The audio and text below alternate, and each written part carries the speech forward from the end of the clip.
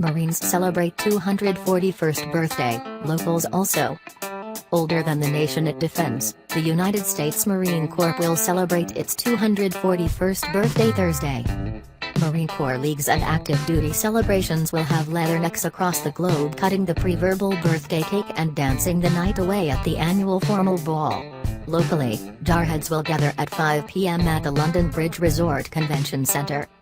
"This is my 60th anniversary of being a Marine myself," said Frank Blaine, Commandant for Detachment 757 Lake Havasu City Marine Corps League.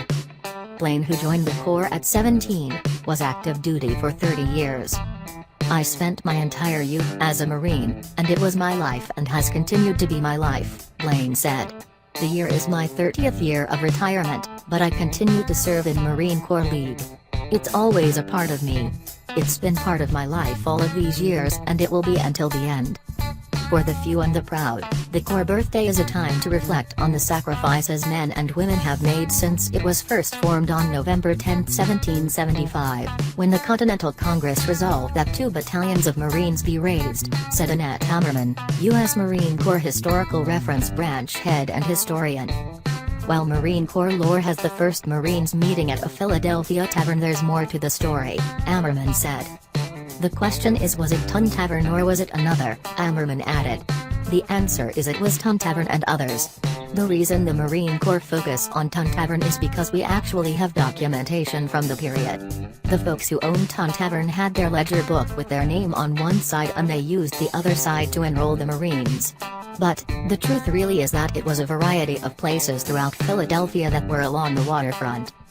Marine tradition holds that the Corps was formed at Tun Tavern when newly commissioned Captains Samuel Nicholas and Robert Mullen organized the first muster at the popular Philadelphia watering hole. Lured with pints of beer and the promise of adventure, Nicholas and Mullen raised the first 5 companies that served aboard Continental Navy ships. Regardless where the first Marines came from, Philadelphia's waterfront was an ideal location already well stocked with natural-born seamen. "This is what the Marine Corps needed," Ammerman said. "They needed people who knew what it was like to be on board a ship at sea. They could teach them the other stuff, but they really needed that kind of person to get the Corps up and running." Originally formed as shipboard security and a potent landing force, Marines quickly earned their nickname Soldiers of the Sea. In the early days of sailing there were rowdy guys in the Navy and the government felt the Marines were better equipped to be ship's guards, keeping security and making sure things didn't get out of hand, Ammerman said. "The sailors made sure the ship stayed afloat, but the Marines took care of the hard-charging fighting." The Marines' first amphibious landing came on March 3, 1776 when a force under Captain Nicholas stormed ashore on the British-held New Providence in the Bahamas. After landing unopposed, the force of 220 Leathernecks captured Nassau and its 2 forts while only facing minimal resistance. "Of course the British owned the Bahamas and we needed to take pieces away so that we could operate in the Atlantic during the Revolution," Ammerman said. Following the American Revolution, the Marines were briefly disbanded, but in July 1798 a force of 8 Marines under the command of Lieutenant Presley O'Bannon was sent into action against Barbary pirates, a group of North African corsairs that had been raiding American merchant ships and demanding costly ransoms, Ammerman said. "They were taking our commercial ships and impressing our merchant sailors into service, and it was decided that needed to stop," she said. "To do that you had to have a navy, and having a navy you had to have Marines." When O'Bannon and his small contingent arrived in Egypt, they formed a much larger mercenary army to overthrow the Barbary ruler in Tripoli. With their soldiers for hire in tow, the Marines embarked on a grueling 50-day march across the desert to Derna in modern-day Libya. With the help of a bombardment from U.S. naval ships, the Marines seized the city and its fortifications on April 27, 1798.